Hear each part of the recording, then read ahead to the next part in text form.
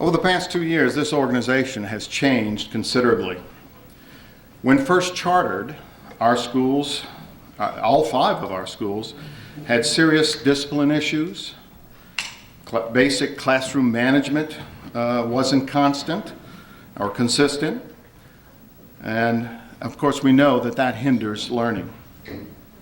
In fact, at that time, Prescott and Glen Oaks Middle Schools were called dropout factories by local politicians. Today, despite our many challenges, our schools, but most importantly our students, are making progress. Teachers, through your hard work, commonality of language, and student-centered support, your classrooms have become centers for learning. This year, the average attendance rate for students in our schools was 92%, and that's progress.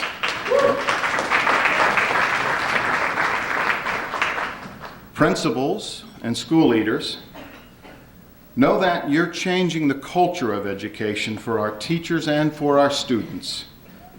And that's how we're going to succeed. This year, the Glen Oaks Institute of Science increased their academic index by 6.9 points. They increased the number of percent proficient in 8th grade English language arts from 21% to 47%. That's a 115% increase.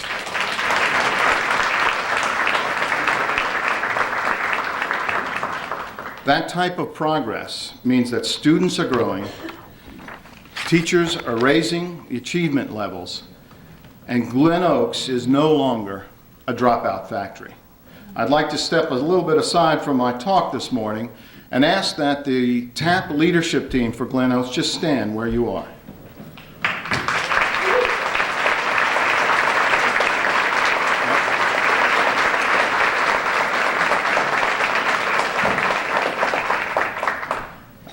I don't want to leave out, we had 2 other schools who made growth. Lanier Elementary was the next one with growth, so I'd ask for that TAP leadership team to stand up.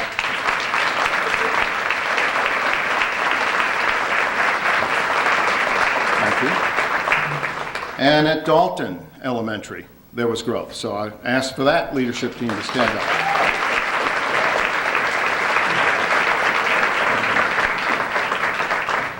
And the key is, we might be a little separated in the room right now, but we are a team and we're accomplishing. And that's the key.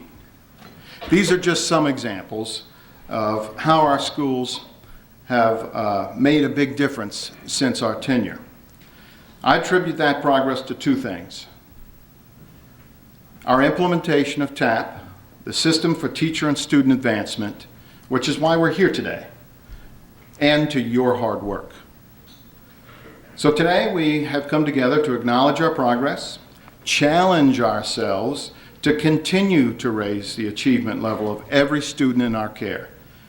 Because we're not there yet, and we've made progress, but we have a long way to go. TAP has played a really important role in pushing the envelope in terms of the conversation around teacher quality. In the past, there was a lot of focus on inputs. What kind of training did teachers get ahead of time? One of the things that TAP has done is to help teachers to look at essentially the outputs. So what's happening with students? What's happening with their own practice to drive student achievement gains? And that has now been picked up at the national level. We're seeing that conversation extend now into the discussions around renewing ESEA. We also have seen it in terms of the new programs that have been initiated this past couple of years, Race to the Top, the Innovation Fund, and of course the Teacher Incentive Fund. So the idea being that we're going to find ways to help teachers to create stretch goals, to help them to reach those goals, and to set higher expectations that match some of the expectations we're setting for students, as opposed to the traditional approach, which has been to require certain basic minimums as the only way of looking at teacher effectiveness. As the director of Louisiana TAP, I need also to extend to you our sincere congratulations and appreciation for the hard work that you've already undertaken as Year 1 TAP schools.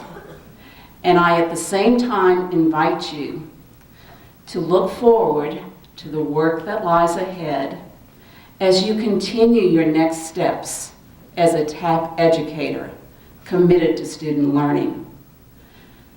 Because I believe very passionately that TAP provides unique opportunities to each of you as a professional. An opportunity to grow and advance in your profession in different ways, in different roles. An opportunity to become better at your craft every day. And an opportunity to receive acknowledgement for your efforts and your effectiveness. Kelly Williams Bolar understands why we can't wait. We can't wait for the 3 to 5 year reform plan du jour. We can't wait for legislative timing or the budget to get right. We can't wait for states to amend arcane education funding formulas. We can't wait for the local school district to get its act together. We can't wait for the right time. We can't wait for America to wake up while some of these neighborhood schools put our kids to sleep. This time is now. Like those people in Egypt who wouldn't wait for Mubarak, like George Washington who wouldn't wait for King George, and like Martin Luther King who wouldn't wait for Lyndon Johnson. And we shouldn't wait for all of our children to have equal access to a high quality education. In closing, folks, all of you get it. You committed yourself to a process that is introspective, dynamic, and will lead to positive results for children. But it's up to you to have the courage to lead the leaders, to think of these children and put them first, and to make this revolution for our children's education a real revolution. In the American education reform movement, we have planned enough plans, studied enough studies, debated enough debates. The time is now to educate any and all of our children by any means necessary. I don't care if it's through tax credits, scholarships, vouchers, traditional schools, religious schools, home schools, charter schools, virtual schools. It doesn't matter if it helps a child learn. I honor you for the work that you do, but remember, we have more work yet to be done. Keep fighting for our children. Thank you very much.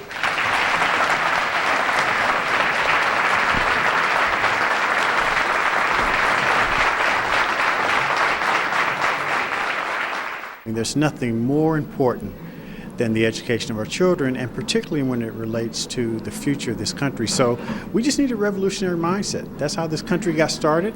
That's how all wars for right have been won.